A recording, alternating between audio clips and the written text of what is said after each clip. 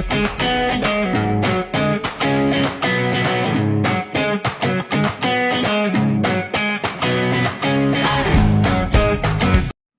teman-teman semuanya, pada video kali ini aku akan menjelaskan tentang digital to analog converter atau yang biasa disebut dengan DAC. Selamat menonton! Sebelumnya, perkenalkan nama aku Salsabila Hervianti dengan NIM 241354061. Aku dari jurusan Teknik Elektro dengan program studi D4 Teknik Elektronika Polban. DAC itu apa sih? DAC itu adalah sebuah rangkaian atau perangkat elektronik yang berfungsi untuk mengubah sinyal digital atau data biner yang berupa 0 dan 1 menjadi sinyal analog, yaitu tegangan atau arus listrik yang kontinu. Tujuan DAC itu untuk menghubungkan suatu sistem digital seperti mikroprosesor atau komputer dengan dunia nyata yang bersifat analog.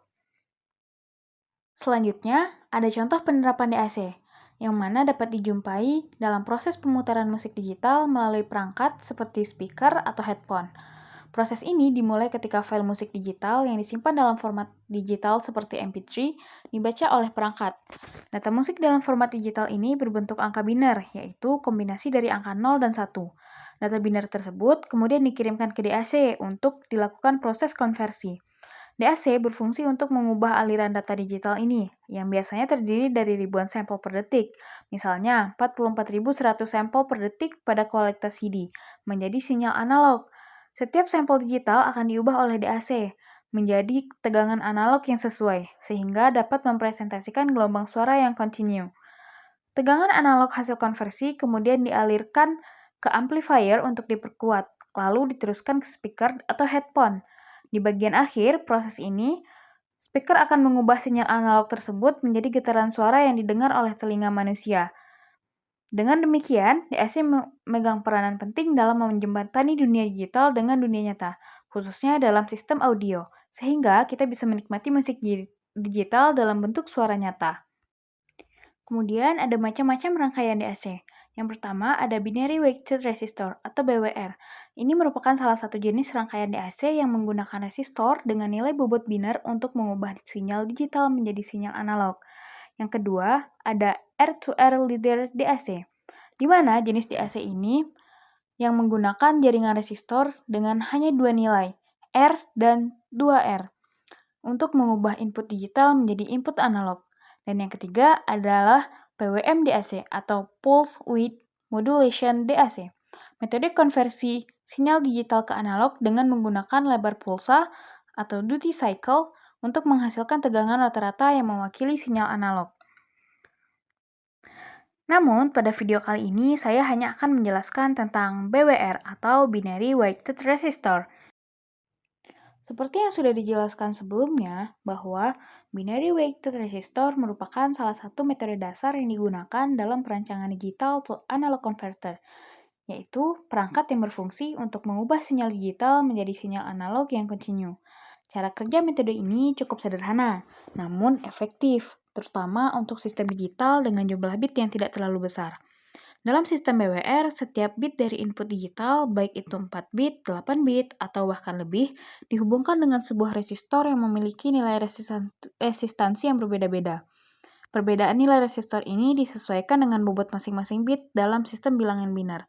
Semakin signifikan sebuah bit, misalnya MSB atau most significant bit, maka resistor yang digunakan memiliki nilai resistansi yang semakin kecil.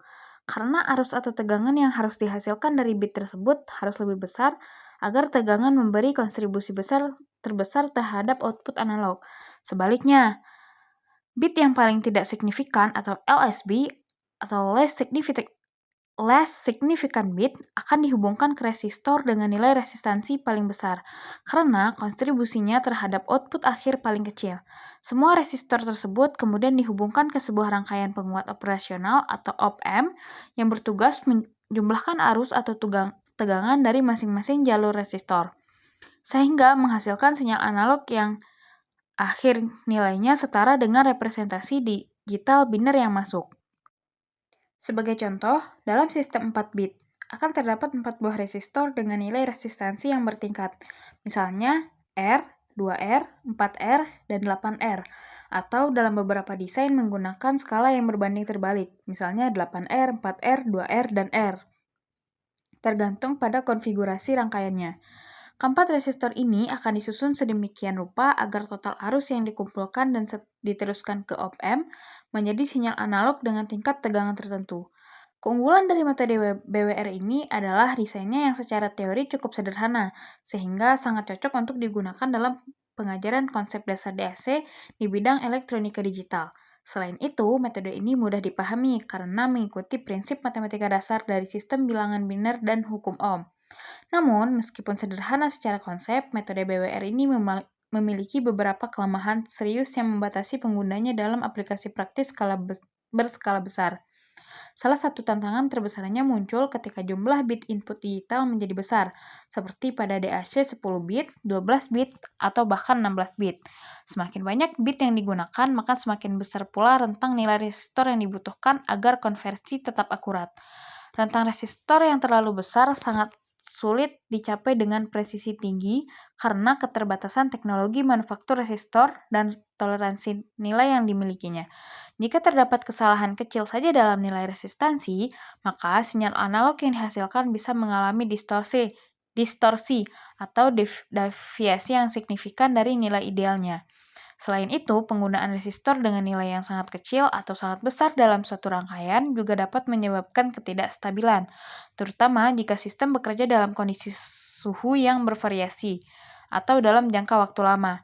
Stabilitas dan keakuratan sinyal analog sangat penting dalam sistem komunikasi, audio, dan kendali presisi tinggi, sehingga metode BWR menjadi kurang cocok untuk aplikasi-aplikasi tersebut.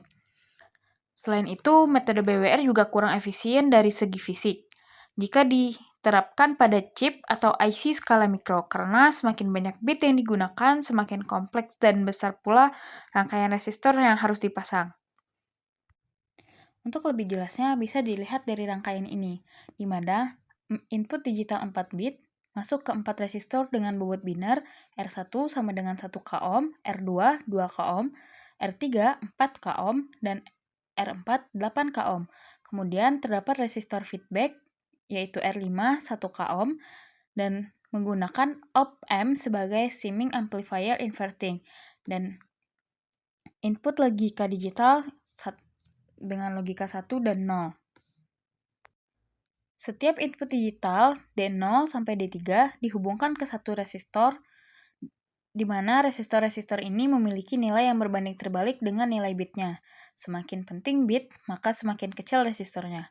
Contohnya adalah D3, bit paling signifikan, atau resistor yang paling kecil. Arus dari setiap jalur ditentukan oleh hukum Ohm. Jika input 5 volt dan R sama dengan 8 k ohm, maka arusnya sama dengan 0,625 mA. Jika inputnya 0, maka arusnya adalah 0 mA.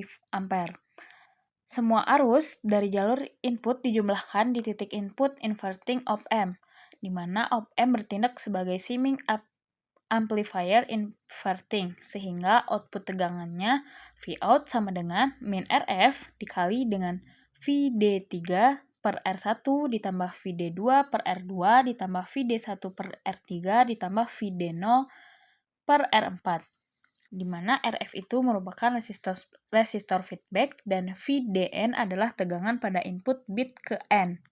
Hasilnya adalah tegangan analog negatif yang proporsional dengan nilai digital biner input.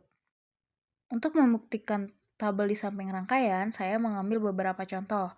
Ketika D0, D1, D2, dan D3-nya 0, maka output yang dihasilkan adalah 0. Namun, ketika D0-nya 1, hasilnya menunjukkan min 6,2. Begitu seterusnya. Dari hasil rangkaian ini membuktikan bahwa hasil outputnya sesuai dengan apa yang ditabel.